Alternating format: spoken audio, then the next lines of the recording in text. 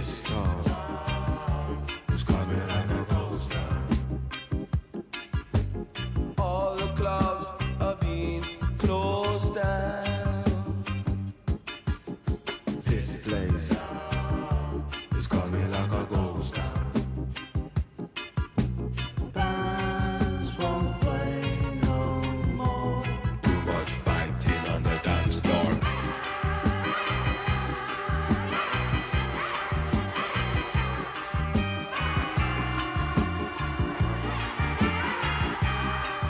Thanks, Annie, and thanks, Liz. Well, I'm going to start off. You all know me, I'm Derek, and I'm going to apologize in advance if I offend anyone, because I usually, anytime I open my mouth, I put my foot in it. But yeah, it's good to be here. You know, I'm normally at my local AA meeting, but I like to hop onto Dopey on a Sunday night and see everyone. Where'll I start? At the start, born in the west of Ireland to a very, very normal family. Well, the rest of my family are normal. My dad never drank in his life. My mum only started drinking when I did. I've only seen her drunk twice. And I grew up above a bakery, a candy store, and a cafe. I say candy store because there's a lot of Americans here. And if I write sweet shop in a text message, it comes across as sweatshop, and that's something totally different. So I say candy store. And yeah, we were well provided for, you know, my family. You know, everything I wanted, I got, or not wanted, but everything I needed, you know, education and travel and everything. And, you know, I was always different than my two older brothers. And I remember even as a little kid, we used to share a room, and my two brothers would be fast asleep and I'd be staring at the wall. And I was a very dumb child. I used to love Roald Dahl. And every Monday, my parents would buy me a Roald Dahl book. And the bakehouse was closed on a Monday, and I used to grab a bean bag and a packet of chewits, a box of chewits, and I'd sneak down and I'd hide in the same place every week. And I'd sit in the bean bag reading my book, eating the chewits, and my parents would say, "We'll go down and we'll collect them after he's had 2 packs." And I do the same thing every week. And you know, I was always escaping into books and everything. I was always looking out the window in school. You know, and two books I read when I was a teenager was, one of them was Train Spotting, and it completely put me off drugs. And the other one was Leaving Las Vegas, which is my favorite book of all time. And it's about an alcoholic that goes to Las Vegas and wants to drink himself to death, and he meets a blonde prostitute on the way. And I thought it was probably the most romantic thing I've ever heard in my life. And that book kind of shaped my whole life, because I thought it was just an honorable thing to do. And I started drinking, you know, 14 or 15. I was fairly good at school. My grades slided. I was good at football, and I kind of quit that.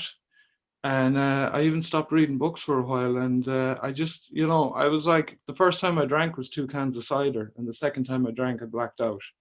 And my friend said, you know, it doesn't suit you. And but I kept going back to it, you know, and it was the usual wake up in the morning, I'm not doing that again. And then the following weekend, I'm going to youth discos and getting thrown out or not being allowed in. I got a job in a bar when I was in my last year in school, and I used to work in the pub. And afterwards, I'd have my staff drink, and I'd end up in the nightclub and going into school the next morning after a house party with older people. And I didn't see it was a problem. But it was a problem from the start. You know, I know some people that drank socially and got away with it for a while, but I was just a disaster from the start. And I went to college for a year. But actually, the bar was near. So I went to college for a year, and I just went in the tear, and morning drinking came into it. And I was really hitting a kind of a rock bottom, and I thought, you know, Ireland's my problem. And I didn't even sit my last exams for the first year. And I applied for a job in a bar in Holland, because every sensible alcoholic should just move to Holland. And I applied for this job, and I remember my mother brought me up to this interview in Dublin, and I went into it, and I was going to say to them, you know what, I need to get out of here. Just give me the job. And I knew it wouldn't, you know, and there was 2 guys ahead of me, and one of them was 24 years old. He grew up in a bar, and the other guy was 30, and he was assistant manager, and I was 19. and I'd work part-time. And I just said to my mother, I'm not even going to go into this interview. And she said, you're going in. And I went in, and the security guard was really funny. He was keeping an eye on the interview. And the first guy went in, he was 10 minutes. Second guy went in, he was 10 minutes. And then I went in, and after 10 minutes, he came out to my mother and he said, hey, they're laughing. And after 20 minutes, he's like, I think you're going to be saying goodbye to your son. And I just went in, I sat down, I talked to them, and after 40 minutes, I left. And the next day, I got the call, I got the job. And I moved to Holland around Halloween. It was about 1998. I loved house music, I still do. And I thought, this is going to be great. And the first night I went out with all my new colleagues, and I arrived into a nightclub, and I thought, this is going to be Mecca for me. And for some strange reason, Dutch students love ABBA. I did not sign up for this. They were playing ABBA the whole fucking night, and I was so disappointed. And I was working with these lunatics, and one guy came into the bar and he said, if you want house music, you got to go to Belgium. And we were right on the Belgian border. And I remember going across, it was such a thrill, working on a Saturday in a pub in Holland, getting dressed up and going across the border to a new country, because we live in an island, and going across to Belgium. And I remember going into this nightclub called the Real, and it was insane. Anything went in there. I remember going to the barman and asking him for, a straw, because I wanted to do coke. And he said, where are you going? I said, I'm going to the toilet. And he said, you can do it on the bar. It was just open drug dealing. One guy tried to run over his girlfriend one night. One guy threw a whole tray of glasses out onto the dance floor. There was a stabbing another night. But I remember up on the balcony, there used to be a guy, and he must have been like 70 years old. And he used to stand at a high table on the balcony, and he used to just drink his beer. And I was 19 and he was 70. And I thought, shit, I got another 50 years of this. This will never get old. And it started at 10 o'clock Saturday night. It finished 10 o'clock Sunday morning. And we were the first ones in there, and we were the last ones to leave. And we'd walk out of the nightclub, and all these little old ladies in Belgium would be going to mass, and they'd be walking faster than us, because we were just crippled coming out of the place. And back home, into work, off my head, and out again on the Sunday night. And I was like, this is amazing. Other friends of mine would go out, and they'd only stay out on a Saturday night, and that was it for the week. But I was out all week. There was students out during the week. There was other people out, colleagues, everything. My drinking took off.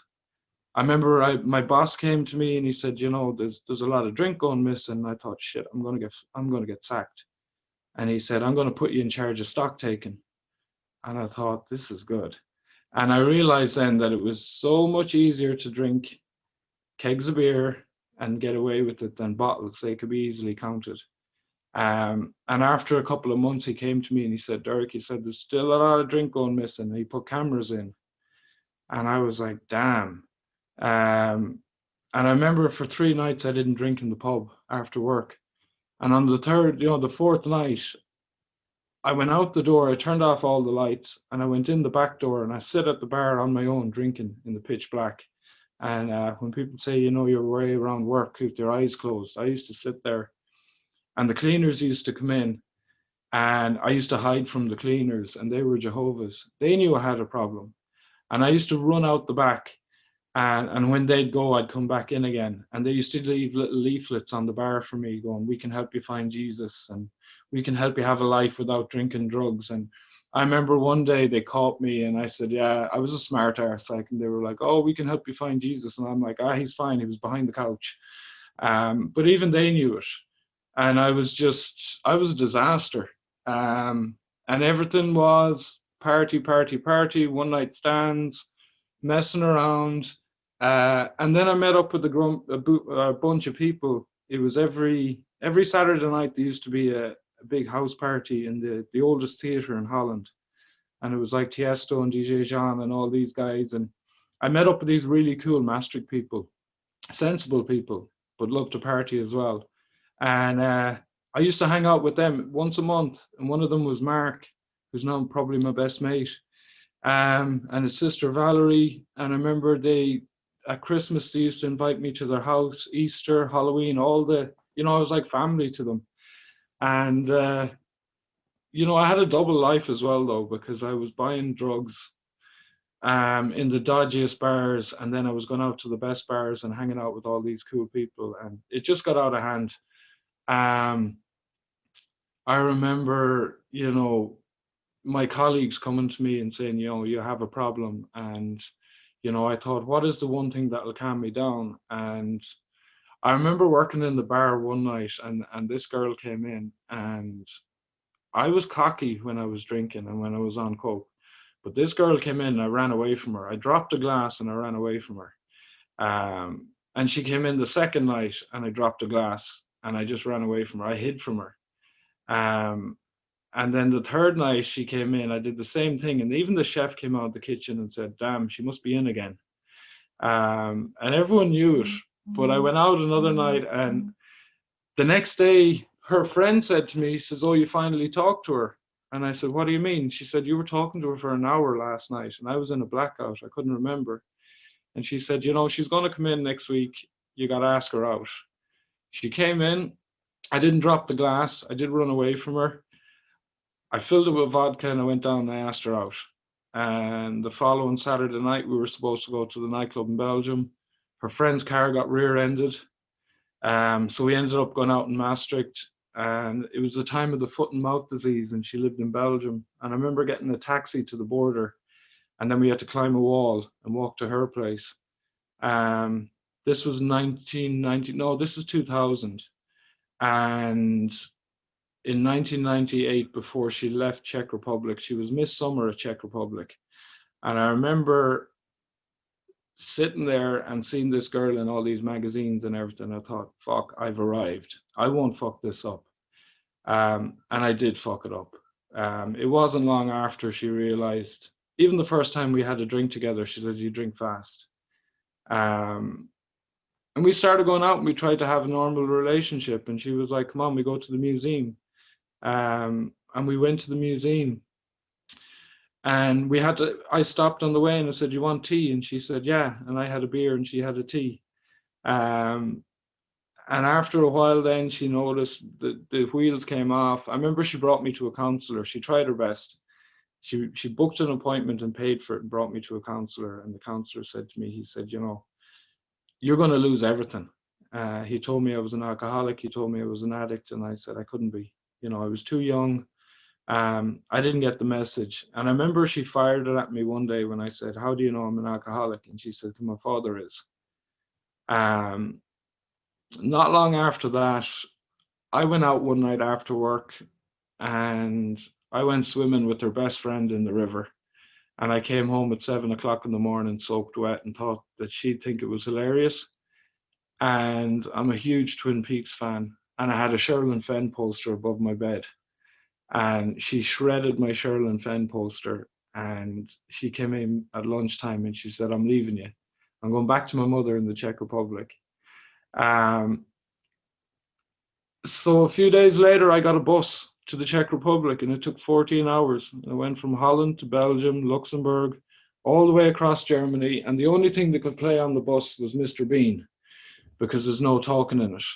So after 14 looming hours of Mr. Bean, I just went drinking, and it stopped every 2 hours. And all I did was drink. And I got there drunk. And we went to the little village where she was from and met her mother and her brother and her sister and her grandmother. And I said to her sister, I said, where's your dad? And she said, he's either dead or in prison. We don't really care. And that kind of sunk home at me. And but it didn't work out. I went back again on the bus. The second time around, I went back again. I brought a book with me. My friend gave it to me. It was a shit book. He told me it was the best book ever. And I was ready to kill my friend for giving me this crap book to read the whole way there. And I turned up drunk again. And I remember her grandmother gave me a bottle of absinthe and a 6-pack of beer. And I thought, because she liked me. And now I realized she was trying to get rid of me. So on the bus journey home, I had my crap book, my absinthe, and my 6 pack of beer. And I went all the way home, up the stairs, and next thing I remember is people are waking me up. And I'm like, would you leave me alone? And they said, do you not remember what happened last night? Apparently, I walked up the stairs, fell down it, hopped my head off the wall, and had to be brought to hospital. Um, I wouldn't go in the ambulance until I could bring the best book ever with me, and I was holding it above my head like an Oscar statue. And then I wanted to turn the siren on. And my friend said I was so annoying in the hospital that people asked that I could skip the queue and get me out of there. But long story short, the girl ended up coming back. I was kind of seeing someone else. She was seeing someone else. And then one night we were in a bar and we said, this isn't working. And we ended up leaving together. But my drinking, my drug taking was absolutely so messed up. And I remember one of my friends around November said to me, he said, Derek, he said, what are you going, what are you going to do about it? And I said, suicide is a really good option, because I had tried it when I was in Maastricht. I jumped off the bridge one night and my friends pulled me out of the river. Um, I was always into self-harm. There was another night I went out and I blacked out. I walked into the bathroom and I came out and I was covered in blood. I cut my stomach, the backs of my legs. Anytime I felt emotional pain, I took it out with blades. And it seemed like a viable option. And I remember going home for New Year that time. And I went out on New Year's Eve and I was brought by ambulance New Year's Day to the hospital in Galway into A&E. And I remember waking up in the hospital and my two brothers, my two friends, and my girlfriend at the time were staring at me and they were upset. And I was wondering why they were upset, um, or what was wrong with them, because what I tried, I was upset it didn't work. And I stayed behind then in Ireland then. And I remember I just drank solid for 2 months. And I drank every day. I got thrown out of the nightclub. I got thrown out of pubs. I was just drinking solid. And I remember my mother said to me, she said, do me a favor.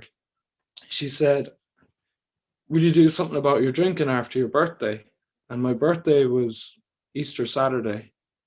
And on the Easter Sunday, I woke up and there were no Easter eggs for me, even though we had a shop full of them. And my parents were there. The doctor was there. My two brothers were there, and they said, you're going to a hospital in Dublin," which was April Fool's Day the next day. And I got basically poured into the car and brought up to a hospital which is across the road from the Guinness Brewery.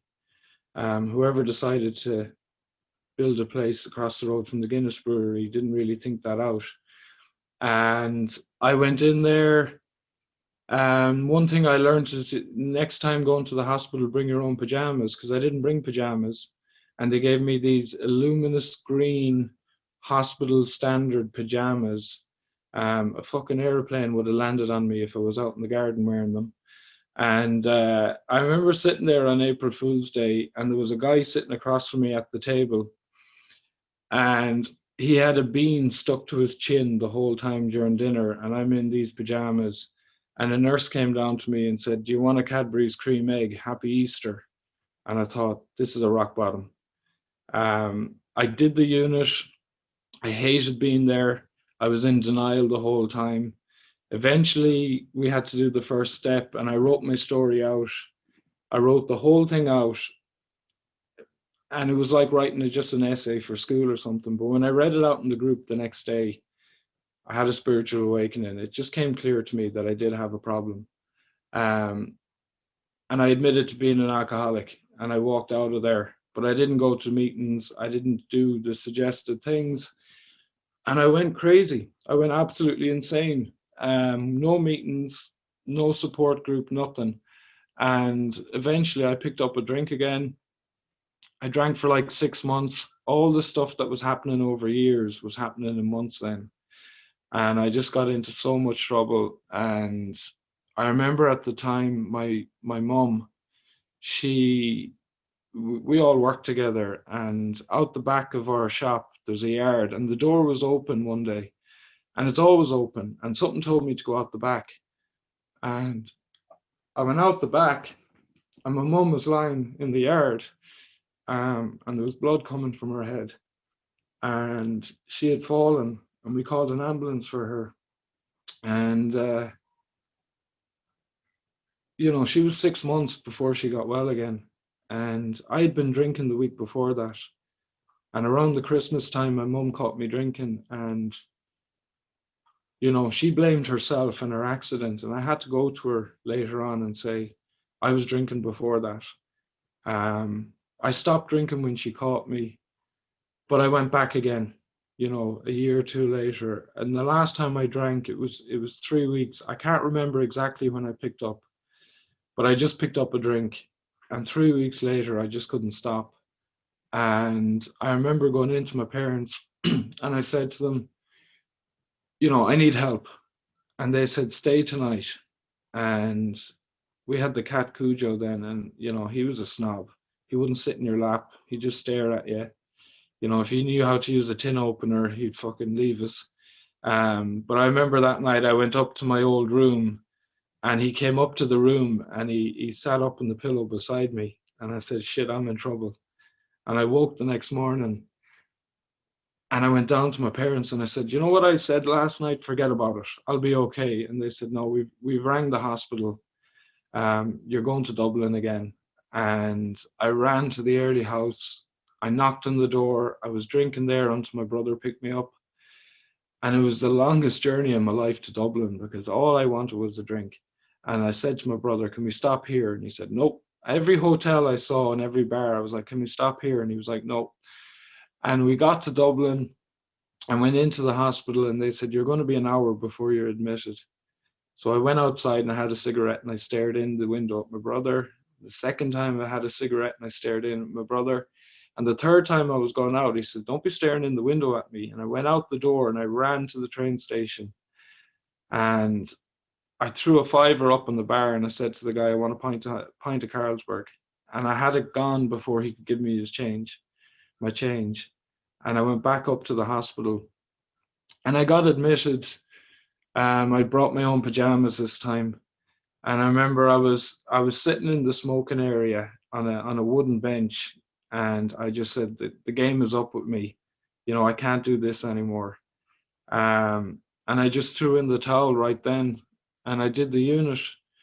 I didn't go to meetings even though they were on in the hospital. I said I'll do it the same way as the last time. But when I was walking out the door of the hospital, I looked over to the left, and there was a woman from my town that I knew to see, and I'd seen her in a bar 2 years earlier, and I remember thinking that woman's got a problem. And something told me to go over to her, and I went over and I said hello, and she said, I did the unit a year ago, and I go to meetings of Alcoholics Anonymous, and you should try it. And she planted the seed, and I came out and I went to one meeting a week in the city, and then I went to two, and then I went to three. And after a while, then I joined my home group, and my recovery took off. And the last time I did take that drink, I was supposed to go to Chicago, and I remember ringing my friends in Chicago and saying, sorry, I can't make it this year. I'm in the hospital. And a year to the day, I was back in Chicago for my first birthday. And my friend Frank says, what do you want to do? And I said, I want to get my first two tattoos. And I got this too shall pass on my wrist, and I got gentlemen prefer blondes on my arm. And I went to a meeting of AA, my first one in America, and I walked in the door, and the guy on my left was called Bill, and the guy on my right was called Bob. And I said, I'm in the right place. And I went to that meeting, and I've gone back to it so many times since. And, I said I'd get sober, but I wouldn't behave. So we ended up in a strip club that night, drinking Diet Coke. And, I thought, this is it now. My life won't get bad again. Unfortunately, coming up on my second birthday, I got a really bad depression. And a friend of mine that I used to work with in Holland got in touch and said, there's a place for you in Amsterdam if you want to come and visit. And I had set it up that, I don't drink anymore, but I didn't mention the drug part, and I'm an addict. I go to Narcotics Anonymous as well.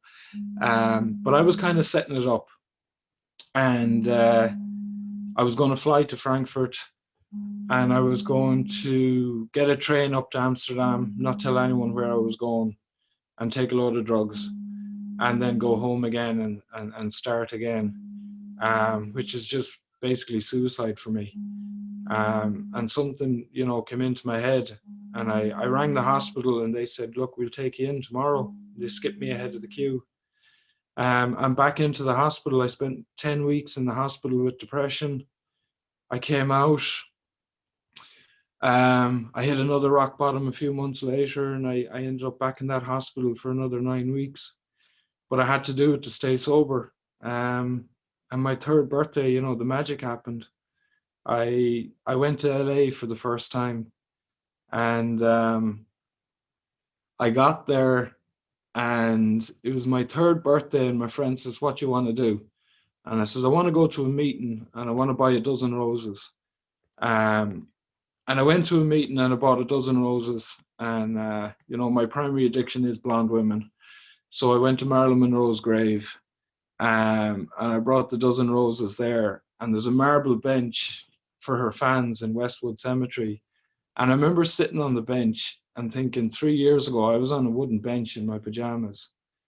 And I was lucky enough to get to know one of my favorite authors, and he came to see me in the hospital, and the staff were fans, and he signed all their books for them and everything, and he brought them in books and signed them. And I always thank him on my birthday. And I told him where I was, and he said, you know, there's a bookstore in Hollywood, in West Hollywood, and he said it's extremely rare and extremely expensive, and he said you got to go in there. And I went there, and it's a father-son operation. Michael Caine said it's the museum where you get to keep the exhibits. The first book they showed me was a theory book that Einstein had used, and it was $400,000. It was for a collector. And I said, I work in a sweet shop. I don't own a whole chain of them or anything, guys, you know. They had a copy of my favorite book, Leaving Las Vegas, signed by Nicolas Cage and Julian Sands, $4,500. And I said, lads, we're not doing this. But they said, look, who's your favorite author? And I said, Stephen King. And I said, we got two first editions of Stephen King. They're really old and they're in good nick. And I said, okay, what are they? And they said, Christine, which I didn't like, and Cujo. And Mike started laughing. He's like, Derek's cat's name is called Cujo. And the guy said, yeah, it's a couple of $100. And Mike said, go on, it's your birthday. And the guy said, how old are you? And I said, well, it's a different birthday. I'm 3 today. And he said, come with me. And I went into the office, and he said, you know, I got Hemingway, I got Dickens, I got all these rare books. And he said, this is the most important one in my life. And he opened up the drawer, and he had a copy of the big book of Alcoholics Anonymous. And he said, I'm 23 years sober. And he sold me the book. And I had actually said to them, you know, my dream is to meet Stephen King.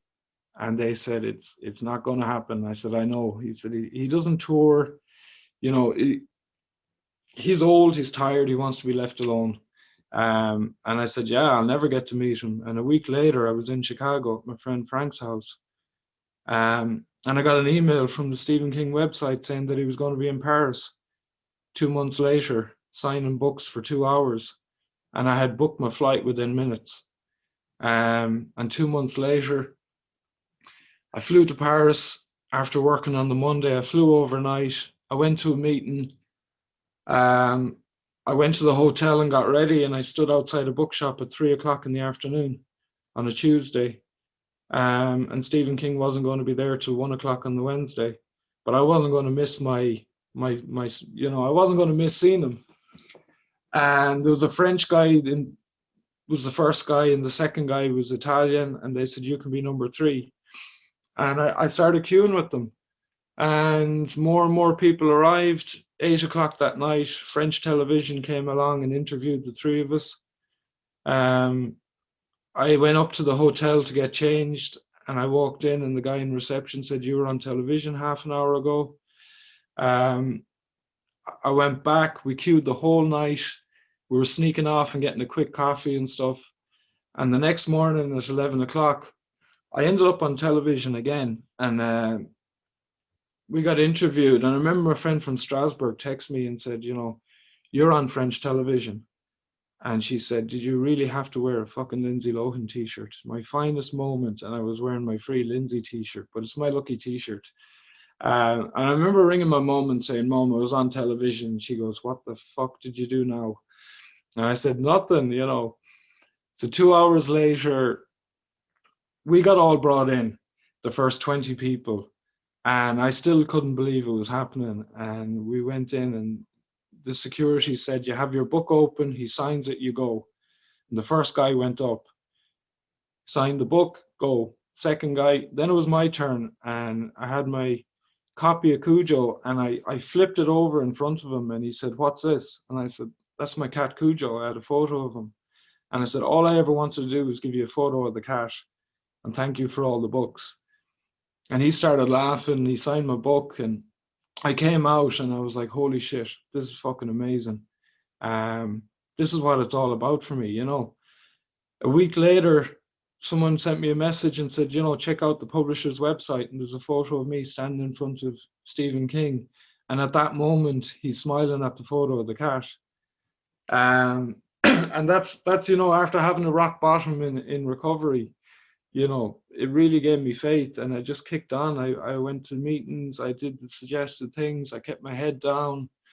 And my life got better, you know, and it was difficult and all that. But, you know, some other cool things happened. I'm a huge Twin Peaks fan. And the festival came back and it was on in London. And I went to it and there was 7 of the cast there. And I went up to the first 6 and I got my photo signed and everything. And the 7th one was Sherilyn Fenn. And I got my poster back and this time I got it signed.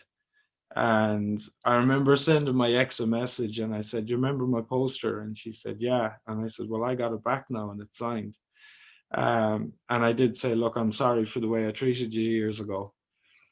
I got to know one of the cast, you know, and the next time I was out in LA, I had lunch with 4 of the cast of my favorite television show, which was something amazing. Like I didn't realize when I was a kid watching that show that years later I'd be sitting having lunch with them. I went to meetings in Hollywood. I prefer the company of ex-convicts than ex-celebrities. I think the convicts are a lot more honest and, you know, open about things. And I met up with a guy called Pops and he brought me to meetings. And one of them I went into and I sat down beside a guy and he looked at the tattoo in my wrist and he said, you know, nice tattoo. Where'd you get it done? And I said, Chicago. And I returned the favor and I said, I like your teardrop. I said, where did you get that done? And he said, San Quentin prison. And I was like, oh shit. But the meeting started and this guy started sharing and he started about how he lost his family. His kids don't talk to him. His wife doesn't talk to him. And he spent 20 years in a prison. And I fucking got emotional listening to him, you know, and I was like, this is what it's about. And then not long after, about 2 years ago, one of my friends tagged me on Facebook. I had unfinished business in Maastricht. I said I'd never go back. I couldn't. There was too many memories. And one of my friends tagged me and he said, you know, David Lynch is doing an exhibition in Maastricht. Is it time to come back? And, you know, I said, yeah, it is. And I booked the flight and I went back there. And this is the hardest story to tell without getting emotional, but Mark's family were really good to me. And my favorite was his grandmother. And she passed away. She'd passed away just over 10 years ago. And I felt bad. I couldn't go to the funeral. And I felt bad about the whole thing. And I always said when I went back, the first thing I do is go to her grave. And I arrived back and we had Christmas dinner, me and Mark and the whole family, a month early. And the next morning I went to her grave. And, you know, I said to her, you know, at the grave, I said, you know, I'm sorry. I hope you haven't forgotten me. and I'm sorry I didn't get to your funeral, and and I haven't forgotten you.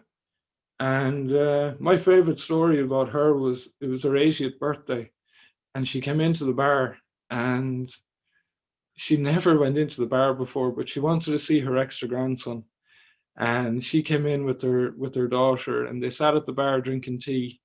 And I ran next door to the sweet shop, and I got her a little stuffed milk cow and a box of chocolates. And I said to her, Boma, this cow, this cow's got mad cow disease. It thinks it's a duck.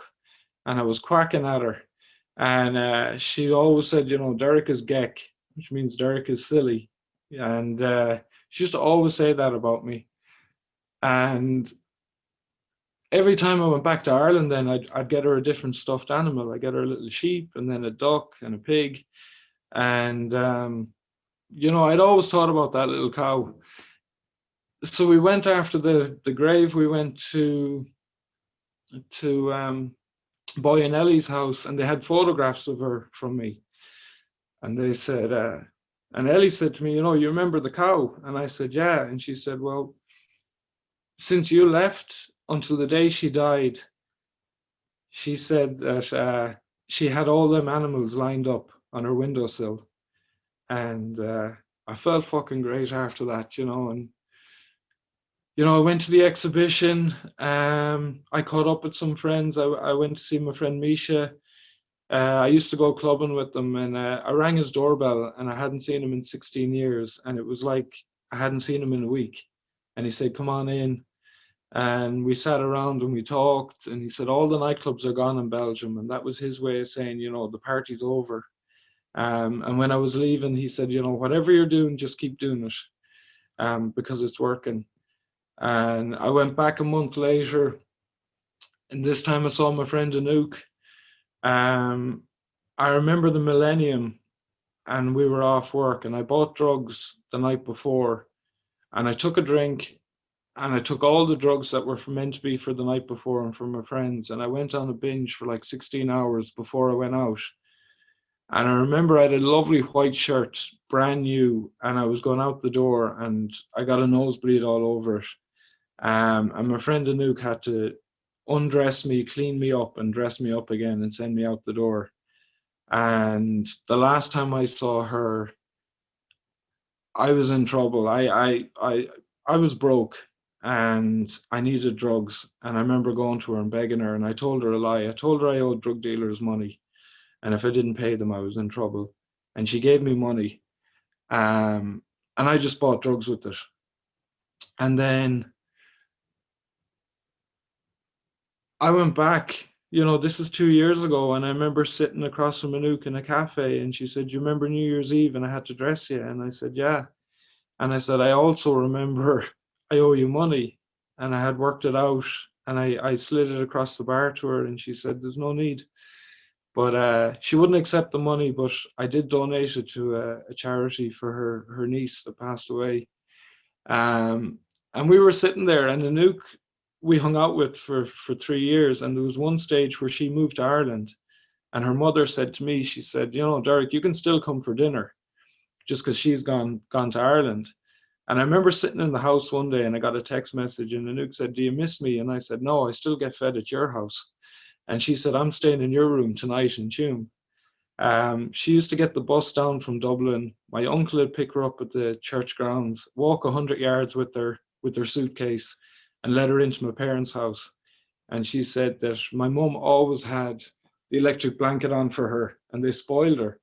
And I had forgotten all those things. And there's one thing she did say to me. She said, "Maybe you need to see Hannah at some stage."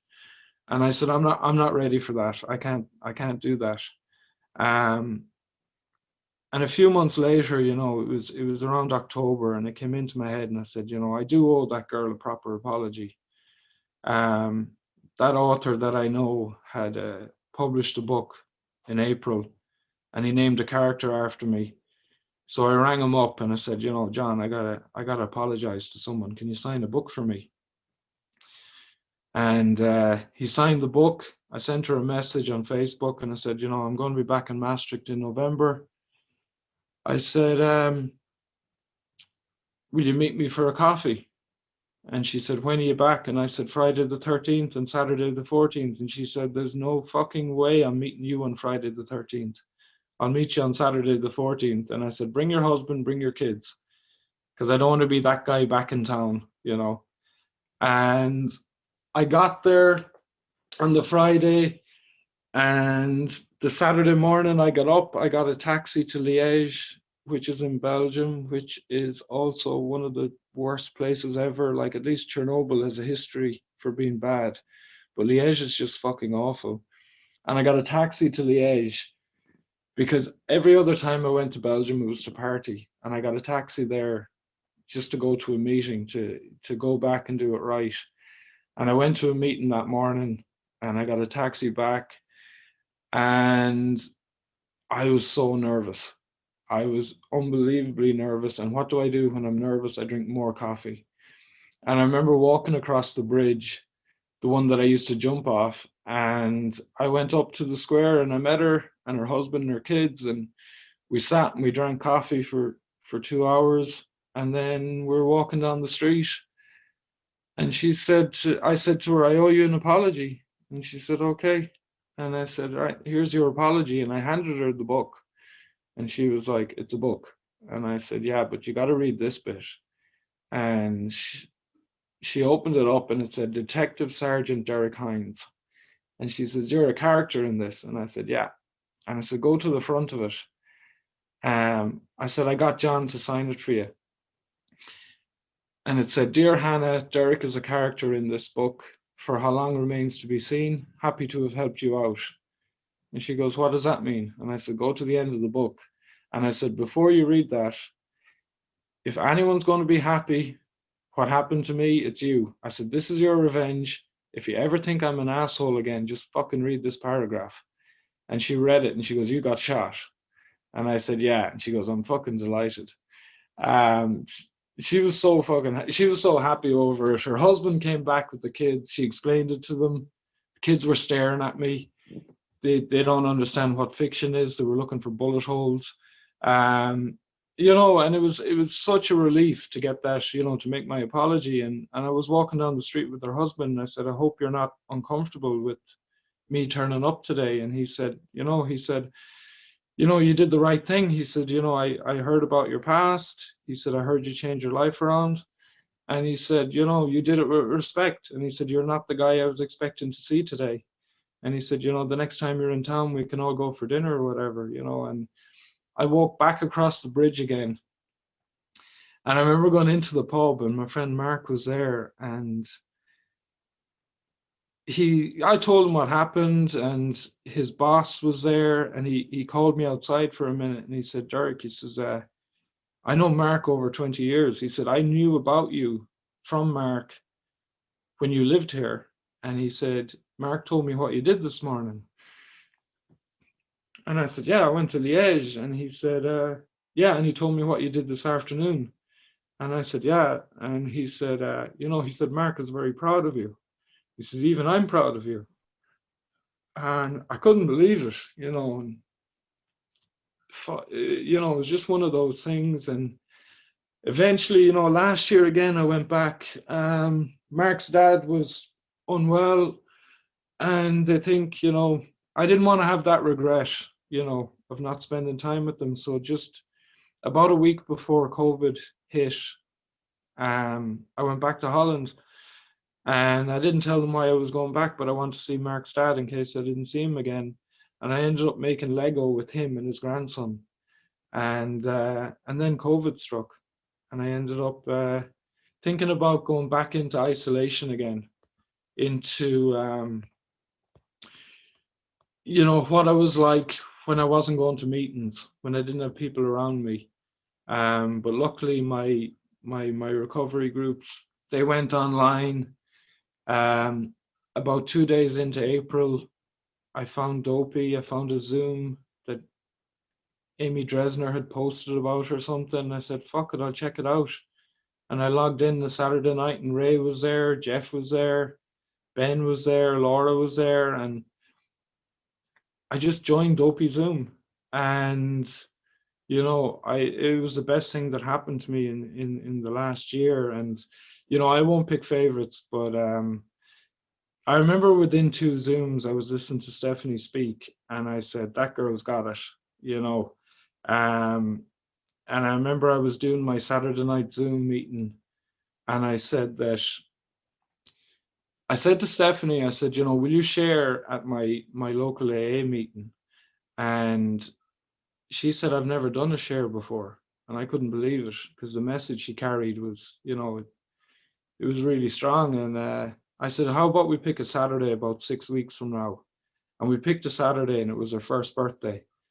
Um, and it was amazing because for those 6 weeks, it was keeping me going. I was concentrating on someone else's recovery, and I was looking forward to it all the time. I knew what kind of message she'd carry, and on the day she parked her car beside a mountain in Colorado and shared her experience, strength, and hope to a small group in the west of Ireland.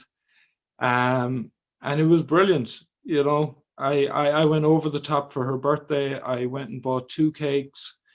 I think I had a can of Red Bull and two cakes. I still have the candle here. Three other members of Dopey shared their experience, strength, and hope on my AA Zoom. And now I've been replaced. People don't ask me how I am. They want to know how my friends in America are and Canada. And it's amazing what Dopey has done for me. And I spent a lot of time. I grew up with Jenny, and we know each other since we're kids. But when COVID struck, we ended up hanging out and trying to teach Ruby how to rollerblade, which is a whole nightmare in itself. And has been a really good friend to me during COVID, and I kept going, the whole way through it, and it's still going on. And one thing that happened in the summer was, yeah, I gotta admit, I messed up. I hung out with someone I shouldn't have hung out with. I didn't see it coming. Um, I hung out with a girl from my home group, and yeah, blonde, of course, which should have been a red flag straight away. And we spent some time together and talking and coffee and stuff, and then there was a bit of a bond, but we stayed 2 yards apart, and things fell apart. Then we fell out. I was clashing between, is it right, is it wrong? My head was a mess coming up on 10 years. I thought maybe I could misbehave once more before I hit my 10-year mark, and we fell out. And I remember my friend, I had to come clean with one of my friends, and I said, I feel bad about this. And he said, yeah, if you feel bad in a week, write a letter. And I thought, that's a bit old fashioned. And I sat down one night on a Sunday night, and I started writing the letter during Dopey Zoom. Um, and I was screenshotting it, and I was sending it I actually sent it to Colleen, who passed away, and I'll miss Colleen. And I remember she was writing back to me, and she said, Derek, calling yourself an asshole 3 times is enough. And the only part she cut out of it was me claiming to be an asshole all the time. Um, and I just wrote the thing out. And one of the lines was, I do admit to being an asshole.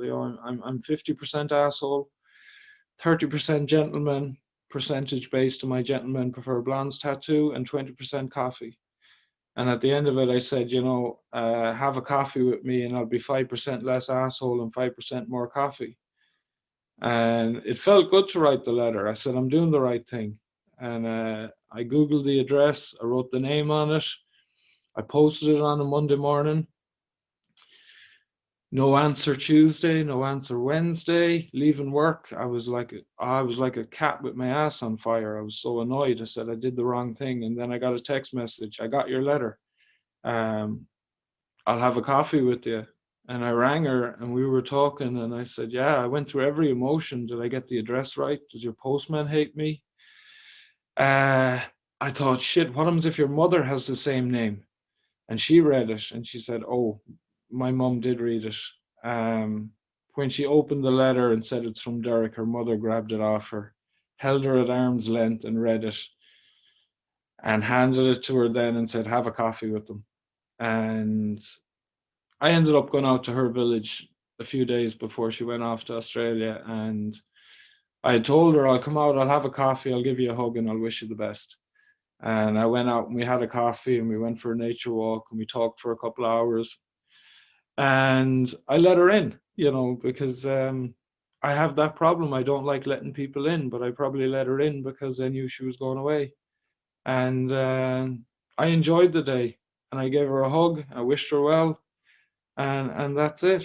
That's the end of that chapter. But I kind of have paid the price for that in a way because I enjoyed that day so much. I do miss the person. I do miss the conversations. I do miss all those things. But, I left that behind in last year. I found her number New Year's Eve on a scrap of paper and I just got rid of it. Different hemispheres, probably the wrong time, wrong place, wrong person. But it was a lesson that, maybe the next time I shouldn't be afraid to be vulnerable. And, the new year started with my dad going to hospital. I kind of thought this year was coming in and it'd be all this difference, but here in Ireland, our COVID numbers have gone through the roof. Same with the girls are experiencing in England, really. And, my dad went into hospital. He's out. Thank God he didn't go in with COVID. And you know what, even if it's much the same as this year, as last year, a lot of really good things happened last year. I'd probably look back on it in a few years' time and say, that this wasn't the worst. The isolation wasn't great, the lack of travel and all that, but a lot of good things came out of last year. And one of the things really was Dopey Nation. I really appreciate that, and not just the people I met in the beginning. Some people I've met in the last while, the likes of TJ and Jess are just fucking gold. I just bonded straight away with them. And, people have been really good to me. Laura is probably the worst best friend you could have. She gives really bad advice. So when I know I want to do something wrong, I'll go and reach out to Laura. When I know I want to do the right thing, I'll reach out to Mike or Stephanie. And when I know I want to get my ass torn open, it's going to go to Jeff because he doesn't pull any punches, and that's what I love about it. That's me up to today. I hope I didn't offend anyone. I'm glad to get the opportunity and, stay strong, Dopey Nation. Toodles for Chris. Wipe your feet really good on the rhythm rug. If you feel the urge to freak, do the jitterbug. Come and spread your arms if you really need a hug. Afrocentric living is a big shrug. Our life's filled with, that's what I love. A lower plateau is what we're above. If you diss us, we won't even think of. We'll nip up a dog and give a big shove. This rhythm will